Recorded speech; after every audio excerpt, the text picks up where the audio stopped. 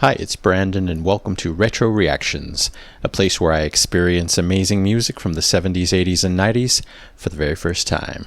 And today we're going to be traveling all the way back to 1970 to listen to Isn't It a Pity, version 1, Ballad of Sir Frankie Crisp, Let It Roll, and Art of Dying by George Harrison. And this one comes courtesy of my amazing supporter here and over on Patreon, Arnie. So thank you so much, Arnie, for all your support and for leading me back to this wonderful album by my favorite vocalist from the Beatles. All three songs come from All Things Must Pass, his third solo album. Isn't It a Pity, version 1 was a single released as a double A-side along with My Sweet Lord. It was written in 1966 but was rejected for any Beatles album. It includes multiple keyboardists, guitarists, and percussionists, as well as a choir and orchestra. Yes, please. The lyrics are an observation on how we take each other for granted and often forget to give back to each other. Let's check it out.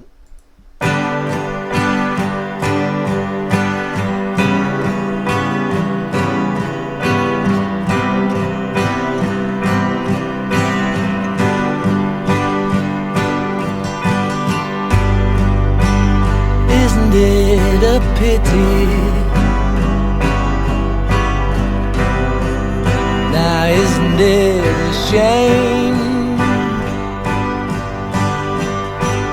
how we break each other's hearts and cause each other pain? How we take each other's love without thinking anymore, forgetting to give back. Isn't it a pity?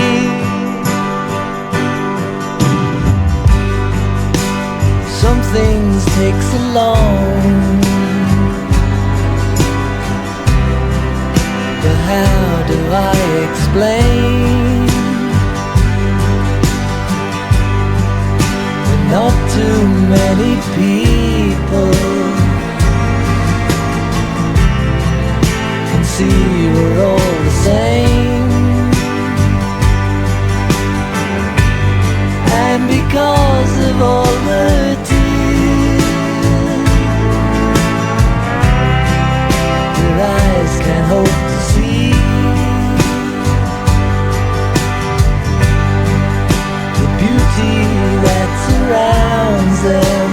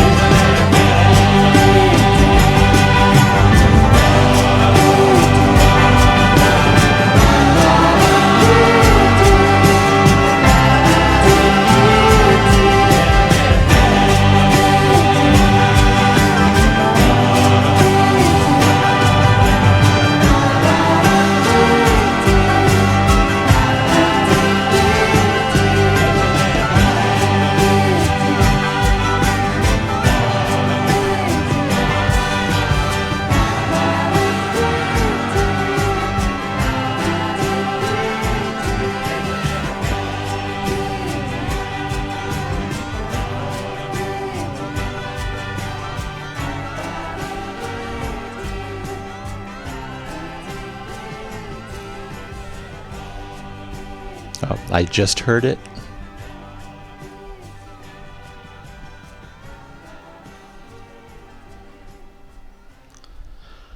Ooh, wow, what a ride, what a journey. I'm glad I kind of heard it at the end there. I had read, I read a lot about these, especially when there's a lot of information to read on Wikipedia. I read that the ending was kind of reminiscent of Hey Jude in its, repetition, its slow build, the la la la la la la la in that song. And I heard it here, not the same, different, but similar in its style, in its build, and its repetition. But overall, the build of the entire song, so slow, subtle, but it took you there to that big power at the very end. Lots of emotion and power as we went along, but wow, a perfect ending, a huge ending. And the message, the lyrics, kind of simple, not tons of lyrics here, but so powerful, so universal, so important. Those words carry so much weight. If only the entire world can, live according to songs like these, it would be a much different place. Yes, the song is as gorgeous, as emotional, as many, many have said, I'm sure, and what I read. Wow, back to the beginning, instant calm as soon as the music started. I fell in love with the chord progressions right off the bat, and they just kept on through the whole song. Many, many great chord moments. I loved being surrounded, by those multiple acoustic guitars, especially in the beginning. It felt like a gentle guitar shower all around me, pure perfection. Then these superb, sublime elements come in, seemingly one by one. I don't know. Powerful drums, beautiful orchestra, gorgeous strings, of course, divine backing vocal melodies. I think that might have been George himself. Maybe there were others, I can't remember. Just incredible. And of course, this signature slide guitar to just top it off, round it all out. I love those moments. There were plenty of them where we got those special dark chords just for a few seconds to just light me up, light my soul up. Yet the whole song still remained very calm. Wow, really love that. I really enjoyed the first beautiful slide guitar solo section. Of course, there were multiple guitars. Heaven, heaven, heaven. Definitely lots of Beatles touches. I kind of found it funny because so many bands on this channel included are, inspired by the Beatles. But here it's an ex-Beatle, or maybe he was still a Beatle. This is right at the end of their career. So we'll just say a Beatle being influenced by the Beatles. How cool is that? Yeah, like I've said, I'll probably say it again before this review is over. Overall, a slow, super slow, grand build in the dynamics. So slow. Build up in the emotions, build up in the passion. Wow, love that. And it had to be a long song for that super slow journey. Really also enjoyed that great, I'll call it an ELO moment. I kind of try to do the sign language. It's been a long time, so I don't know if I did it exactly. But it was, when he was in his falsetto, I think he was saying pity a lot. Very reminiscent of Jeff Lynne's vocals. Really enjoyed that. Really enjoyed being taken there as a reference to that amazing band. And from that point on, until the extended outro, was just a full dreamy swirl of music. It's still slowly growing in intensity. Wow, love the ride so much. Oh, but we're not finished yet. I don't know if we got it earlier, but I started hearing the choir arrive. Again, they too got slowly louder towards the end. Another gorgeous layer to this multi-layered masterpiece. Due to all the overwhelming sounds, I actually didn't hear much of the multiple pianos that are apparently on this song, so I'll have to try to zone in on those later.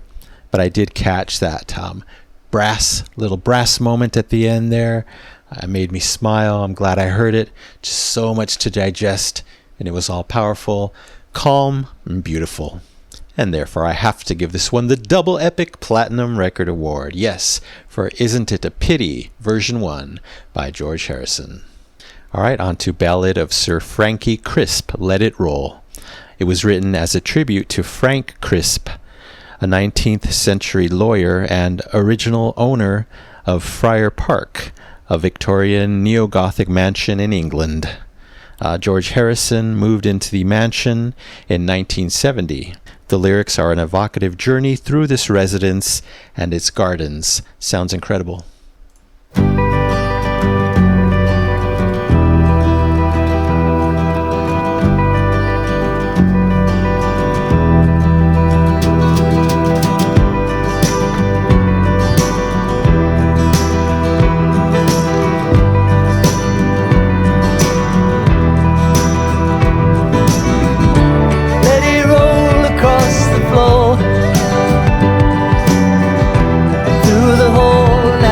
Door to the fountain of perpetual mirth. Let it roll for all it's worth.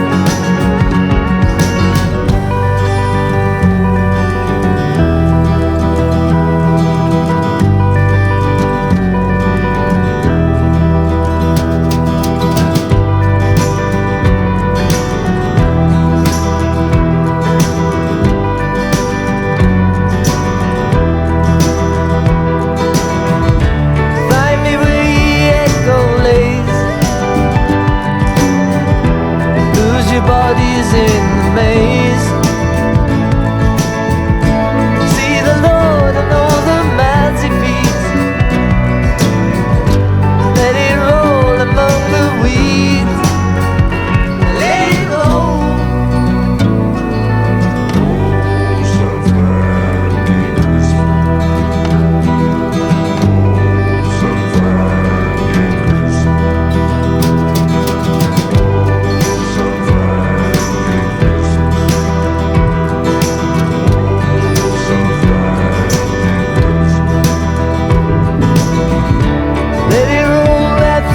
Caves, in long walks of cool and shade. Through your wood he may rest a while. Handkerchiefs that match your tie. Let it roll.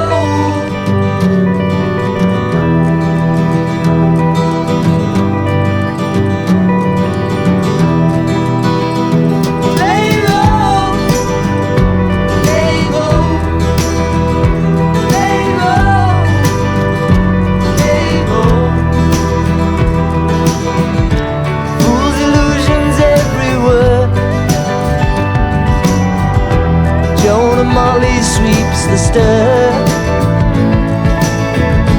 Eyes are shining full of inner light. Let it roll into the night.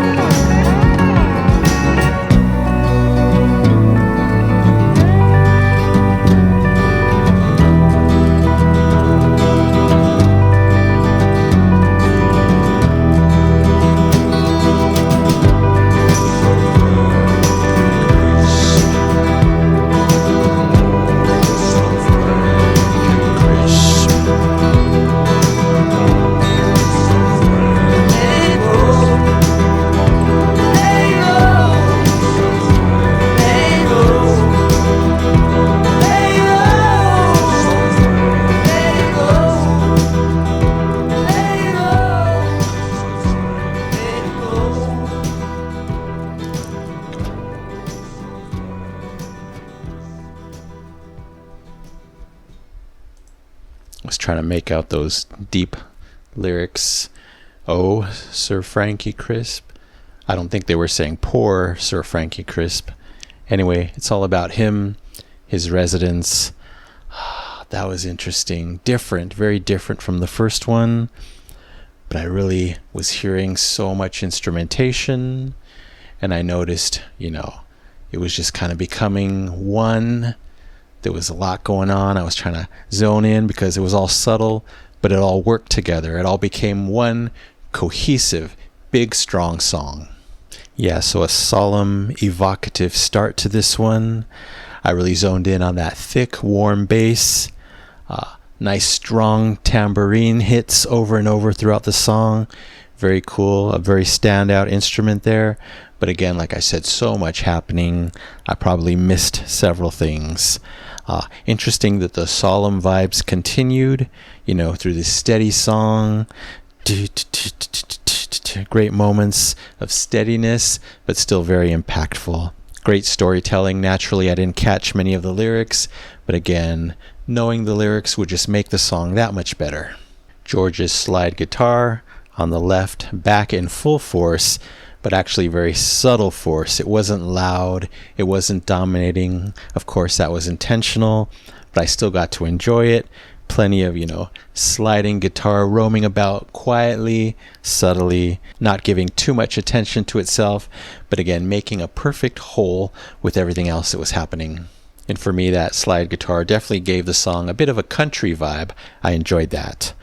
Those deep, Frankie crisp vocals that I talked about, a nice, unusual touch. I'm thinking it was a different singer, not George. You never know, but a nice diversion from the rest of the song.